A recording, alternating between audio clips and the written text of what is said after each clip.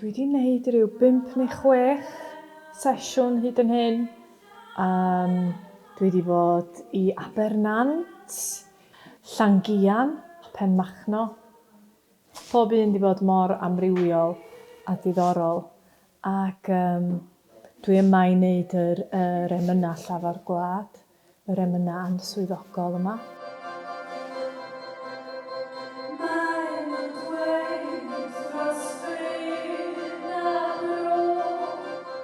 Mae yna lot o wahanol heina o gerddoriaeth yn efo, achos bod fi'n chwarae efo'r lleisiau archif a pobl oedd wedi hel yr Emynau yma, a pobl oedd wedi clywed nhw, a hefyd hanesion gwahanol bobl, atgofion, pregethau hefyd.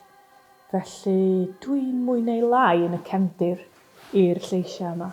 A glywais di sôn am iachawdwr y byd, arw ar groes brennau fod.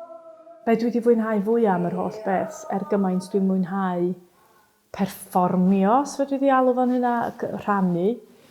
Be dwi'n fwynhau fwy na hynny ydy y sgyrsiau dwi'n gael efo bobl ar y diwedd, a dwi'n cynnig fy nghyfeiriad e-bost i bobl ar y diwedd, a wedyn mae pobl yn sgwennu ata i a sôn am i atgofio nhw, sôn am benillion sydd gen nhw, dwi heb eu clywed.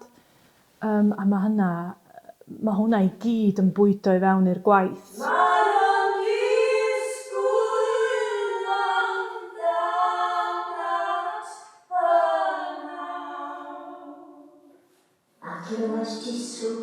Mae'r ymateb wedi bod yn wahanol.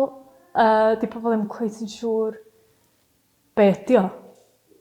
Mae hynny i fi yn wych, achos dwi wedi diflasu ers blynyddoedd efo'r ffin yna rhwng cynulleidfa a fi fel cerddor. Ond mae rhan fwyaf o bobl yn gwerthfawrogi'n fawr. Hyd yn oed os dyn nhw ddim yn mwynhau, dwi'm yn gwybod. Ond maen nhw'n gwerthfawrogi o. Felly mae'r ymateb wedi bod mor gadarnhaol hyd yn hyn.